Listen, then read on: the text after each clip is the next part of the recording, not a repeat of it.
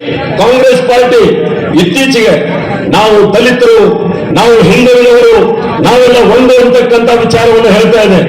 ನಾನು ಪ್ರಶ್ನೆ ಮಾಡ್ತೇನೆ, ನೀವು ಹೇಳಿದ್ರಿ ಕಾಂಗ್ರೆಸ್ ಪಾರ್ಟಿಯವರು ಈ ಲೋಕಸಭಾ ಕ್ಷೇತ್ರದಲ್ಲಿ ಹಾಲು ಮತ್ತು ಸಮಾಜಕ್ಕೆ ಸಂಬಂಧಪಟ್ಟವರಿಗೆ ನಾವು ಲೋಕಸಭಾ ಟಿಕೆಟ್ ಕೊಡ್ತಿದ್ದೇವೆ ಅಂತ ಹೇಳಿದ್ರಿ.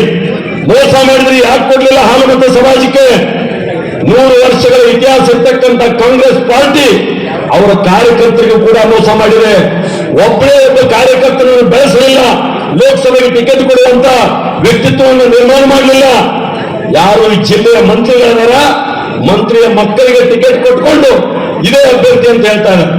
ನಾನು ಕೇಳ್ತೀನಿ, ಸಾರ್ವಜನಿಕ ಜೀವನದಲ್ಲಿ ಇರ್ತಕ್ಕಂಥ ವ್ಯಕ್ತಿಗಳ ಮೊದಲು ನಾನು ನೋಡ್ತೀನಿ, ಅನೇಕ ಜನಪರವಾದಂತಹ ಹೋರಾಟಗಳನ್ನ ಮಾಡುವುದರ ಮುಖಾಂತರ ನೇತೃತ್ವ ಬೆಳೀತಾ ಇತ್ತು. ಬಡವರ ಕಷ್ಟ ಸುಖಗಳನ್ನ ಅರ್ಥ ಮಾಡಿಕೊಳ್ಳೋದ್ರ ಮುಖಾಂತರ ಅವ್ರ ನೇತೃತ್ವ ಬೆಳೀತಾ ಇತ್ತು.